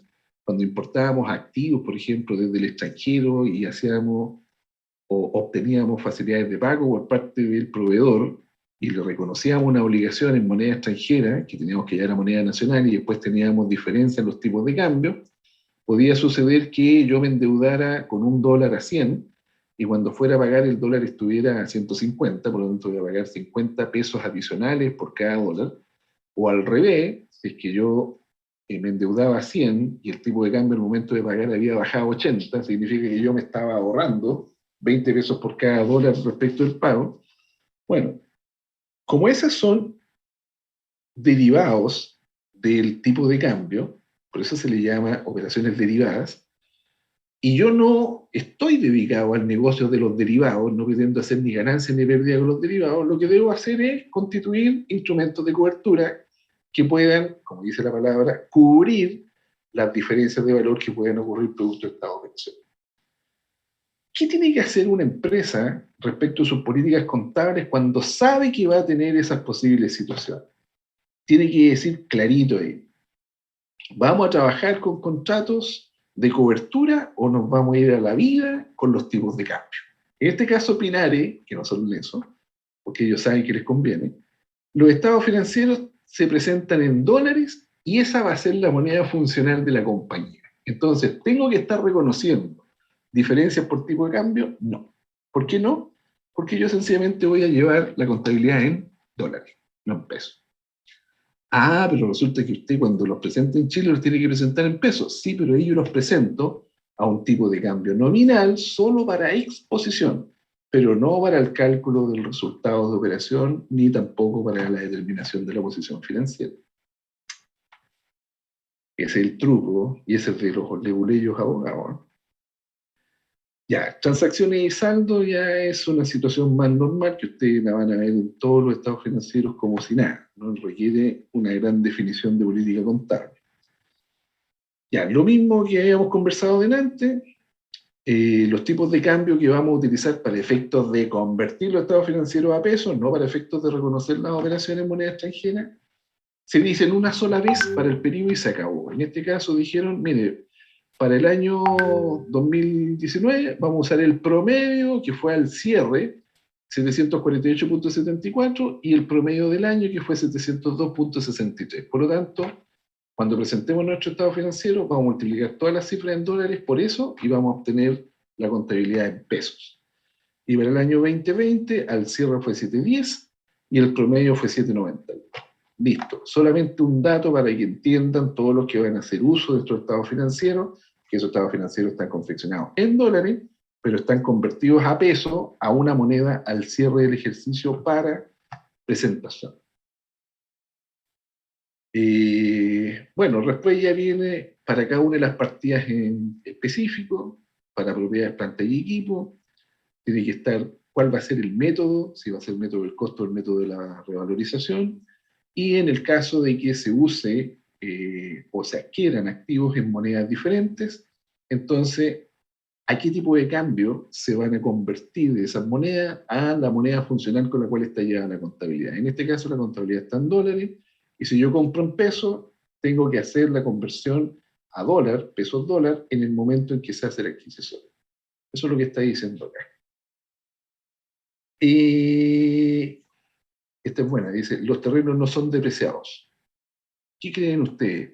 ¿Eso es correcto o incorrecto o es una tontería porque los terrenos en términos generales no se deprecian?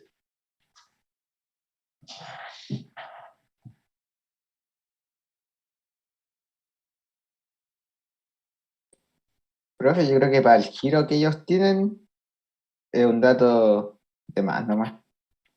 No, al revés, pues negro. Al revés, es un dato importante. ¿Cuál es el giro de ellos? Inmobiliaria. Inmobiliario. Por lo ¡Oh, tanto, de veras, po! el terreno para ellos, claro que tiene un problema de valoración y la depreciación va a depender de qué tipo de inversión inmobiliaria hicieron. ¿Qué pasa si yo compro una propiedad inmobiliaria en un sitio cualquiera y al poco tiempo se instala al ladito o cerquita un relleno sanitario, un vertedero? ¿Tengo que reconocer depreciación o no? Claro que sí, exactamente. En esos casos, como mi negocio inmobiliario, y yo estoy metido, obviamente, en valorizar los bienes raíces, tengo que ver qué pasa con el entorno del bien raíz sobre el cual estoy invirtiendo. También, por ejemplo, si se trata de una empresa agrícola, ¿qué pasa con el terreno? ¿Se deprecia o no se deprecia? Profe, ahí tengo que se deteriora o no. Claro, ahí tengo un efecto de deterioro, no de depreciación. Muy bien. Bien, respecto a la plusvalía, aquí es súper importante, una empresa inmobiliaria tiene que indicar, pero con certeza absoluta, usted cómo va a determinar la participación respecto de la compra de bienes raíces a través de empresas asociadas o directamente comprando usted la propiedad. Porque es un negocio muy conocido que las inmobiliarias trabajan con constructoras.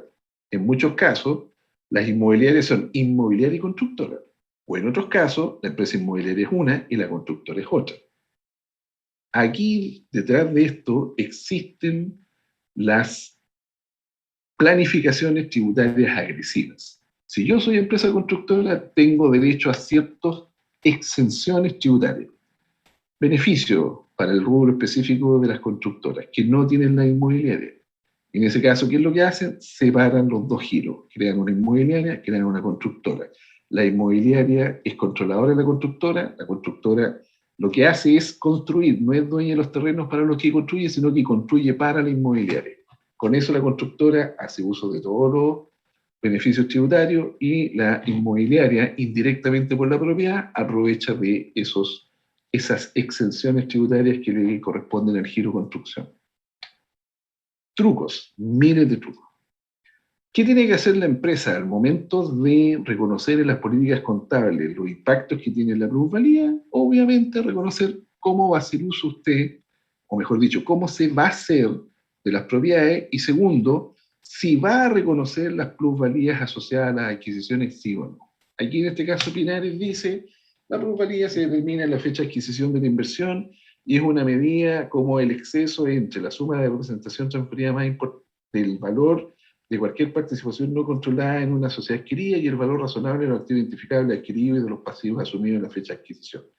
Esta plusvalía, relacionada con las adquisiciones subsidiarias, se somete anualmente a pruebas de deterioro de valor, reconociendo las pérdidas acumuladas que correspondan. Las ganancias y pérdidas por las ventas de una entidad influyen en el valor libre de la plusvalía relacionada con la empresa vendida. Ah, perfecto. Ese mismo criterio, entonces yo lo aplico no solamente para la plusvalía de el activo principal en el que estoy invirtiendo, sino que también en el vehículo sobre el cual me hago del activo. Si yo en vez de comprar el activo directamente, lo hago a través de comprar derechos patrimoniales de otra empresa que se hace del activo, entonces en la plusvalía ahora pasa a tomar el nombre de goodwill, no sé si se acuerdan, mayor valor, y lo voy a tratar bajo los términos que digo yo acá en las políticas contables. Lo mismo que pasa cuando la diferencia de valor, o el mayor valor, o el goodwill, se provoca producto de cambio en los tipos de cambio entre la moneda funcional y la moneda en la que se hizo la operación, entonces van a tener que ajustarse esos valores dependiendo de la variación del tipo de cambio en el momento en que esto ocurra. Y lo mismo cuando se trata de, ¿saben lo que es una unidad generadora de efectivo? Es un tema que, por lo menos en contabilidad 3, yo no se lo enseñé. No sé si lo vieron después en alguna otra unidad.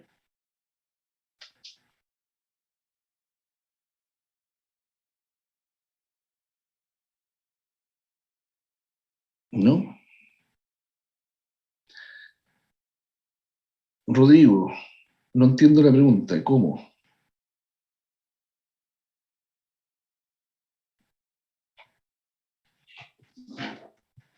Ah, no entendí la pregunta. ¿Saben lo que es una unidad generadora de efectivo? Profe, a mí se me hace que son los bancos. Mm, no necesariamente. Podría ser un banco, sí, puede ser un banco. Pero el concepto es más amplio que banco. No, no se trata de activos que prometan activos futuros, tampoco ganancias futuras.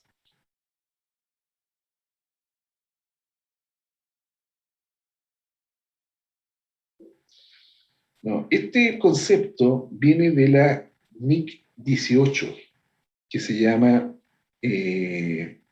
ingresos corrientes y segmento de negocio. Dentro de, por ejemplo, una sucursal, ¿sí? Ahí ya está, Felipe, se está acercando el concepto. La NIC 18 es la que trata específicamente los ingresos ordinarios. ¿Cuándo decimos nosotros que un ingreso es propio de nuestro negocio? Y cuando fluctuaciones en esos ingresos no se deben necesariamente a condiciones del negocio, sino que se deben a la forma en la cual o los vehículos a través de los cuales se llevó a cabo el negocio. Y ahí se diferencian varios tipos de segmentos de negocio. Los segmentos de negocio que están asociados directamente al propio negocio o al giro principal de la empresa, los segmentos de negocio que están relacionados con el giro principal y los segmentos de negocio que nacen como estrategias para, por ejemplo, mejorar la rentabilidad, mejorar el flujo efectivo, disminuir el apalancamiento requerido, etc. Que exista un banco, por ejemplo, en un holding, es una estrategia de segmentación de negocio. El banco constituye la caja con la cual se van a financiar, no todas, pero la mayoría de las inversiones de la empresa. No todas porque la ley de banco no lo permite, no acepta que sea todo, tiene que haber una participación de terceros, pero también está la posibilidad de que a través de otra organización que no necesariamente sea un banco, yo pueda estar controlando el flujo de efectivo. Y claro, como bien dijo Felipe, una sucursal, por ejemplo, podría ser una unidad de negocio que está en un segmento específico, única y exclusivamente para atender, por ejemplo, a un cliente en particular. Y empresas como Soprole, Danone, Nestlé, Loncoleche, casi todas las empresas que están en el rubro de los lácteos trabajan con unidades generadoras de efectivo. ¿Qué son esas unidades generadoras de efectivo? Son las que se preocupan de la última milla, son las que se preocupan de generar el efectivo para los negocios. Por ejemplo, Soprole, como empresa, está compuesta por al menos 3 rubros de empresas filiales que están en el negocio articulado verticalmente para generar eficiencia operacionales en el negocio de los lácteos. Me explico. Soprole tiene su negocio principal, que es convertir leche de vaca en productos y subproductos derivados de la leche. Ejemplo, leche en caja, leche descremada, semidescremada, quesos, yogur, etcétera, etcétera, etcétera. Su negocio es ese. Pero para que ese negocio funcione bien, ¿qué es lo que hacen? Tienen un poder comprador de leche. Y eso significa que hay una empresa que se dedica solamente a comprar leche. Y se organiza como cooperativa, con los productores de leche, todos aquellos que tengan vaquitas lecheras, a eso los meten en la cooperativa y terminan comprándole a ellos toda la leche. Obviamente que como compran grandes volúmenes, también consiguen bajos precios. Y por otro lado, como el producto lácteo es un producto sensible desde el punto de vista de su inocuidad, es decir, las contaminaciones cruzadas son venenos permanentes, tiene que estar siempre controlando que el producto esté en condiciones inocuas, y además es un producto perecible. Pasado cierto tiempo y el producto no se vendió, ese producto, en el mejor de los casos, se puede reprocesar, como el caso de la leche, que la vuelven a repauterizar, pero otros casos, como los quesos, como los yogur, es muy difícil y por lo tanto también puede significar perderlo. Entonces, para evitar que suceda eso, ¿qué es lo que hacen empresas como Soprole? Crean empresas que se dedican a la distribución. Se les llama habitualmente centros de transferencia. Y esos señores no solamente tienen el propósito de tratar de colocar el producto lo antes posible en las disposiciones finales, ya sea supermercados, negocios de barrio, emporios, lo que sea, sino que al mismo tiempo controlan el efectivo. porque ellos son los que hacen la cobranza, ellos son los que tienen la conexión directa con el cliente. Entonces, cuando van a dejar los productos, aprovechan de traer la recaudación. Y obviamente, en esos procesos hay costos asociados y lo que buscan es que esas empresas sean eficientes en el manejo del efectivo. Ustedes dirán, pero ¿cómo todavía manejan plata? Sí. Incluso esos camioncitos de Soprole llevan una caja fuerte dentro. Porque cuando reciben la plata, la meten en esa caja fuerte y listo. Esa empresa además tiene que contratar seguros contra robo, porque transportan valores, en este caso plata, cheques, pagaré, etc. Factura el triplicado o la tercera copia, cuadruplicado en realidad, o tercera copia. ¿Por qué? Porque ese documento es título ejecutivo de cobranza. Bueno, ahora con la factura electrónica ya casi no se ven, pero hace poco tiempo atrás, hasta el año 2019, todavía esos camioncitos, uno de los valores que transportaban era el cuadruplicado o la tercera copia, que tiene el título ejecutivo de cobranza. Bueno, así necesariamente. ¿Qué es lo que está haciendo Pinares? En este caso dice, mire, el goodwill que nosotros generamos específicamente a través de las unidades que generan efectivo, de tal manera de evitar las pérdidas por deterioro, entonces son las que esperamos que sean beneficiadas de estas combinaciones que surgen de una plusvalía entre todos ellos. Esa es más o menos la idea por la cual estos tipos lo reconocen en su nota de políticas contables. Bueno, respecto del capital, obviamente cómo está constituido, cuáles son sus números de acciones, etcétera, va a haber una nota asociada, esta es solamente la política. Y respecto con las cuentas por pagar comerciales y las otras cuentas, lo mismo, cuál va a ser la política contable respecto del reconocimiento inicial de los valores razonables posteriores a la valorización al costo amortizado de cada una de las cuentas por pagar a los proveedores. Aquí esta nota nos va a dar que hacer. Cuando lleguemos a la última unidad de este curso, van a volver a revisar esta nota explicativa y van a decir, mira, aquí está la explicación por qué existe el impuesto diferido. Esta nota lo que busca es dejar clarito cuándo existe un impuesto diferido y por qué. Como es largo, como es algo que les tengo que explicar con pera y manzana, yo lo voy a dejar para la próxima clase ya que estamos en la hora. Y en la próxima clase yo solamente voy a terminar de explicar esto del impuesto diferido y nos vamos a pasar ya a los primeros problemas de valoración con propiedades, plantas y equipos. Respecto al medio ambiente, este es un tema que a mí me interesa mucho, porque las empresas son los principales interventores del medio ambiente, más que las personas. Incluso las personas intervienen en el medio ambiente producto de las condiciones del consumo y utilización de los productos de la empresa. Esto es súper importante. Ninguno de nosotros contaminaría con plástico si las empresas no nos vendieran los productos en plástico. ¿O no? Bueno, la ganancia por acción también es otro tema. Chicos, se nos fue la hora, así que... Profe, Díganme. sí, es que yo ya le mandé un correo preguntándole cómo iba a ser el tema de los temas para los informes, si le preocupaba que se repitieran, cómo lo íbamos a elegir.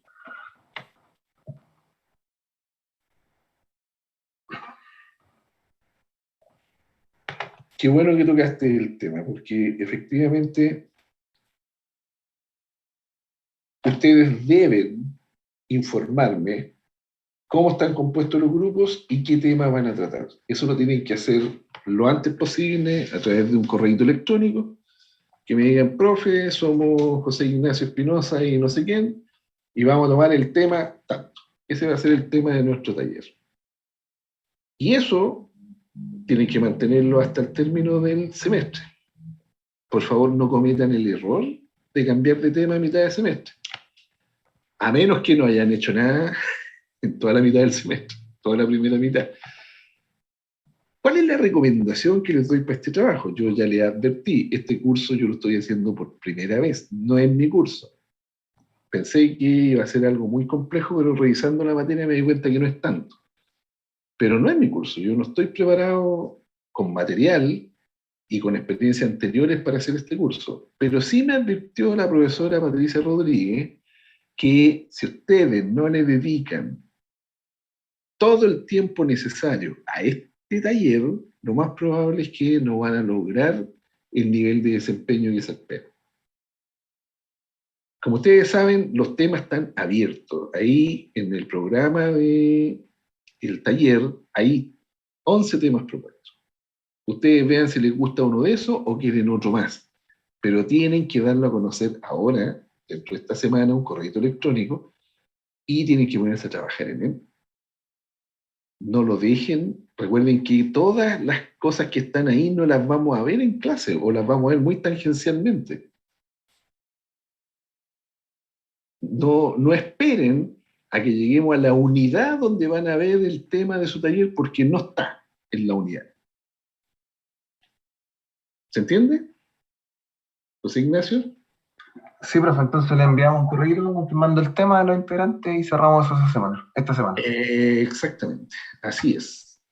Ya. Los que no lo hagan dentro de esta semana, la próxima semana van a ser ordenados por el profesor, es decir, ya Pedrito con sí, Eliana van a formar el grupo de la NIC 18, por decirles algo que no está dentro de los temas del curso y que está así dentro de los temas de taller. ¿Bien? Para que no me dejen a mí hacer la distribución de temas y grupos, háganlo ustedes esta semana. Bien, consultas. ¿No hay consultas? Estimados, ha sido un gusto escucharlos. No vi a ninguno, así que, excepto fotos. Me gusta la foto de Miguel Espinosa. ¿Qué es lo que es no es un personaje de 31 minutos, ¿cierto? Ah, un Lego, ahí está. Está bueno. Bien, el correo es jtello@utalca.cl, se lo escribo en el chat. jtello@utalca.cl. Bien, un gusto de verlos, que estén muy bien. Chau, chau. Profe, gracias. Chao, profe. Chau, chau. Ya, profe, cuídese. Igual, nos vemos.